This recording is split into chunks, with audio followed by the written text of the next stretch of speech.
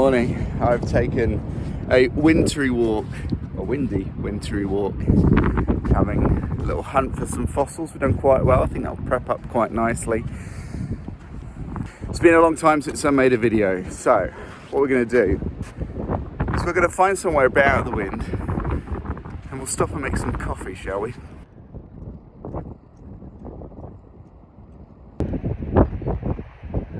Well, it may not be the best spot, but it's certainly a spot, and the rain is rolling in again, so it's the perfect time to make a coffee. So I'm going to light my little stove here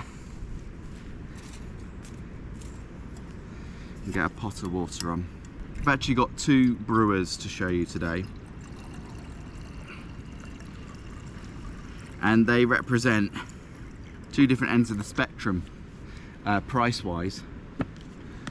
One makes an excellent espresso, and the other is about the cheapest way you can do pour over, but it's also pretty good.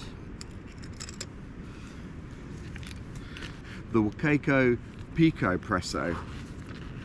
By the way, if you're wondering about my strange looking pack here, I made it myself, and I'll show you that in a future video. It's made of Tyvek.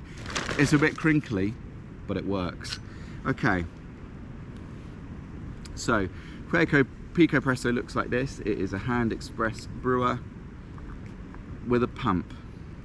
Within this small package there is a dosing ring, a tamp, a tiny little distribution tool also in there,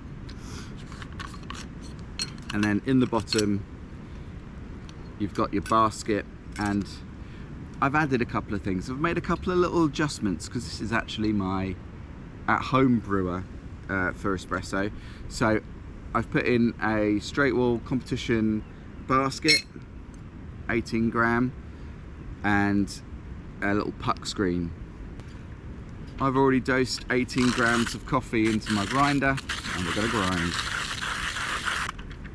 And I might take my gloves off to do this.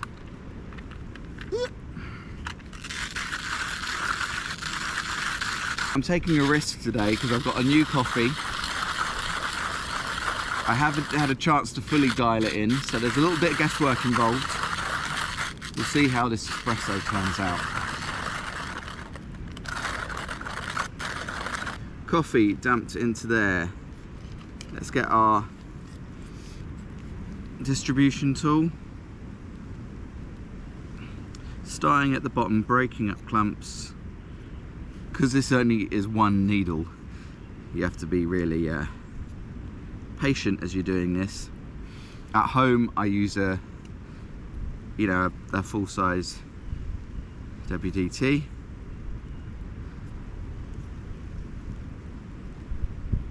The rain's really falling now, but we're under a tree, so it's okay.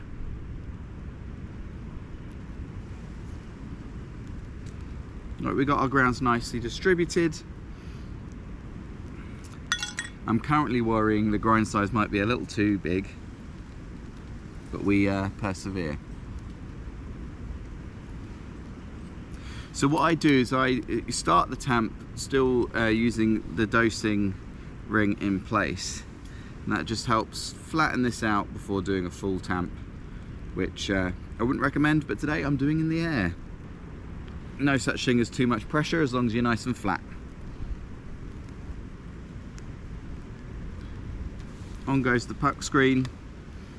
Then there's this kind of little puck screen that is part of the Picopresso, and that's going to make a nice seal so you can get the pressure that you need. Let's have a look how our water's doing.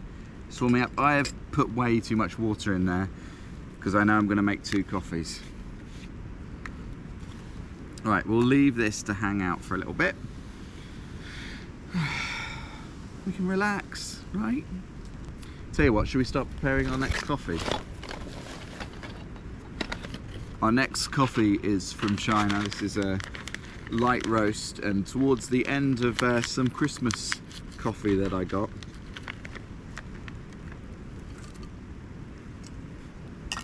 Let's measure out 12 grams of this for a pour over.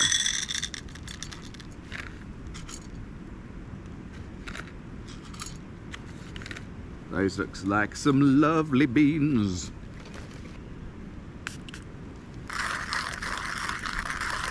Our second brew we're going to do into a travel cup. It'll be the coffee we have as we walk out of the woods. And that's going to be brewed with a brewer that's lightweight, robust, and costs 75p. 75 pence. It's a funnel from IKEA. Seems strange, and it is strange, that weirdly they have been used in competition, and I found, in my own experience, it does quite well. It does a lovely pour over. Better in quality than a pour over brewer we've reviewed on this channel before, but I'll talk a bit more about that later. So I use a normal V60 filter, give it a bit of a fold, because the angle on these walls is actually a little bit different. So it's closer to 70, so you give it a little fold, and then your V60 filter will fit in there really nicely. The rain's really coming now, so I'm kind of hoping this water boils soon. Okay, for the Wacaco Picopresso, it's really important to preheat this. I'll show you how preheating works. Yeah, we've got a rolling boil there. Gonna put some water into there, fill it up nice. I'm gonna put the lid on, being careful not to cross thread it, and then just pump that water back into the boiling. And that ensures that the brewer is nicely warmed through. You fill it up again. You want this as close to boiling as possible, but it's going to be cooling down quick because it's January. It's January and we're making coffee outdoors. I've got my espresso cup ready and I'm just going to start pumping. Now what I would normally do if I've got this on a counter is have my eye underneath. In fact, I might do this. And when I see those first drips, I'm going to wait 10 seconds and just let the coffee bed soak in a little bit and then start pumping away.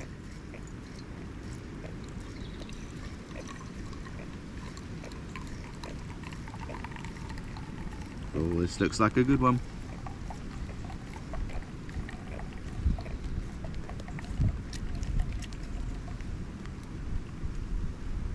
There we go. So we've got about 40 out from 18 grams of coffee in, and there's our espresso. It's lovely. Look at that crema. But what about the taste?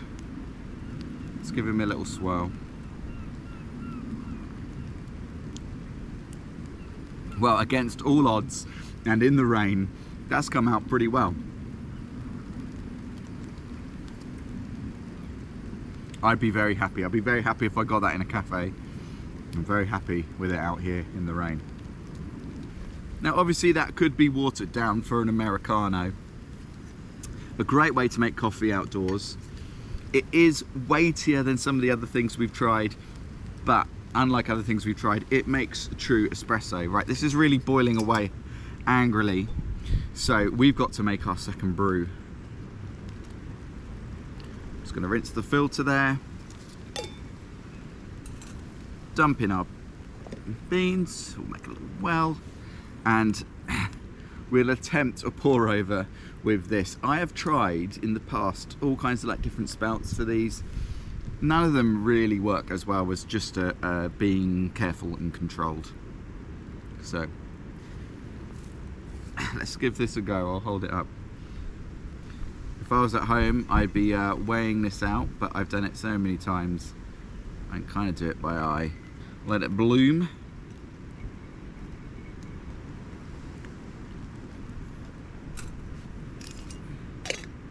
And you just let that drain through and we'll have our second cup of coffee, a lovely pour over to have while we walk. So let's talk through some things. The IKEA funnel is 75p. What good value. It's pretty much indestructible. It's lightweight, but doesn't fold at all. So if you were to for instance, compare this to the Maniac Tetra Drip, which I've reviewed before. The Tetra Drip is significantly lighter. It packs down to next to nothing. You forget you've got it. But this makes a better brew.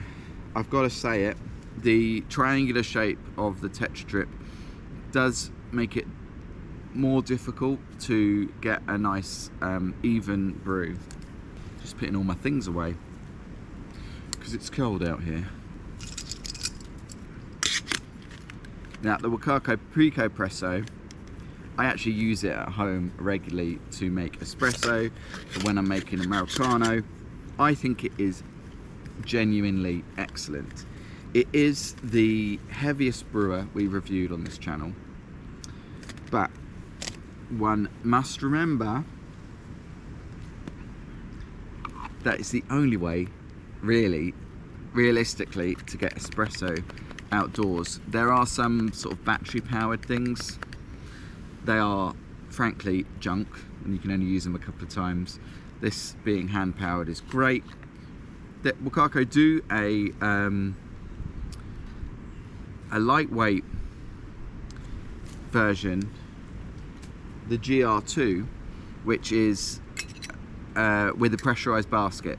So I haven't used it. I would love to try it. It looks really interesting, but the impression I get is that makes decent espresso, but you don't have an option of a naked portafilter like you've got on here. The ceiling is lower, so it makes an alright espresso is what I'm told, but you can't get an amazing espresso, but you can with this. It does pretty much do everything. And you've just seen my cleanup as well. So what's nice is you never get a sloppy puck in this, because once you're done you can just keep pumping it, get any last water out and dump your puck out in a nice cake. Really good. And then here goes in his case. Really nice and compact. Amazing. So pretty good, pretty good. This one, clean up as easy as with a V60. You're done. Obviously make sure you take your rubbish home. And we've got not too cold, not too cold, a lovely pour over to take home with us. The thing I like most about this is that it is 75p and it makes excellent pour over. It's kind of idiot proof. You're not going to break it. I really like it. I guess I would be interested to see, you could saw the bottom off there, make it a bit more compact. The downside for using it when traveling is you need to use a tall cup. A short cup, it doesn't work with. Should we give them both some scores? The Wacaco Picopresso, as I say, it is what I will go to daily at home if I want an espresso. For an espresso maker, it's cheap. It's about £120. For an outdoors coffee making machine, especially when compared to solutions that are 75p, it's expensive. But what you're doing is you're paying for real espresso. And if you're an espresso guy or an espresso gal, it may be worth it to you. And I've really enjoyed kind of experimenting with it, playing with it, getting into espresso. So that's really valuable. So I would give both of these a 5 on the basis of overall experience and of taste. They both make fantastic coffees. When it comes to weight, this has got to be a 5. It's not the lightest, but the fact that it is so durable has got to give it some points for that portability. And the Picopresso, it's incredibly light for what it is, but it is heavy compared to other brewers we've had on the channel. So we're going to have to give that a 3. That's our scores. The rain is really setting in now, so I want to get moving.